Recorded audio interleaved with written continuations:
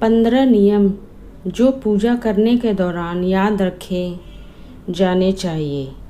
पूजा करने और पूरे विधि विधान से पूजा करने में बहुत फ़र्क होता है। पूजा का पूरा फायदा मिले और मन शांत रहे, इसके लिए इन 15 बातों का ध्यान रखना जरूरी है। पूजा करने और भगवान को प्रसन्न करने के कुछ नियम कायदे होते हैं, जिनका पालन करने से घर में संपन्नता बनी रहती है। किस भगवान की पूजा में कौन सा फूल चढ़ाना चाहिए या फिर दीपक को किस दिशा में जलाना शुभ होता है, इन सब बातों की जानकारी ही पूजा को सफल बनाती है।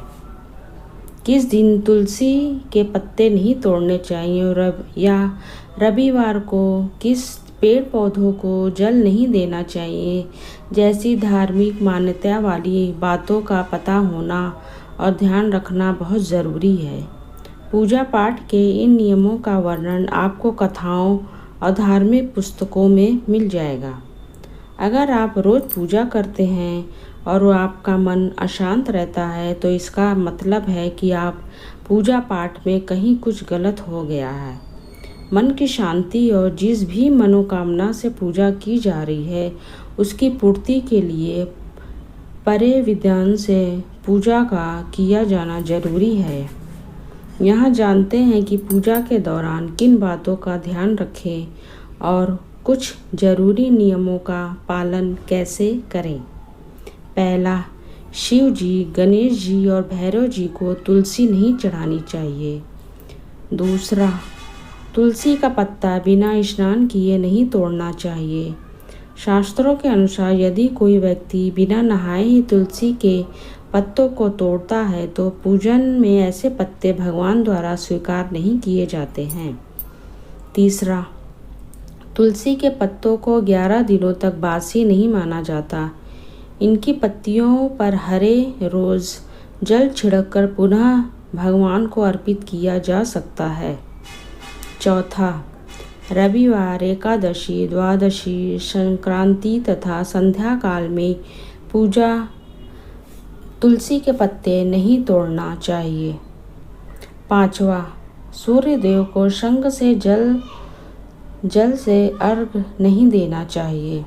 छठवां, सूर्य, गणेश, दुर्गा, शिव और विष्णु ये पंचदेव कहलाते हैं। इनकी पूजा सभी कार्यों में अनिवार्य रूप से की जानी चाहिए।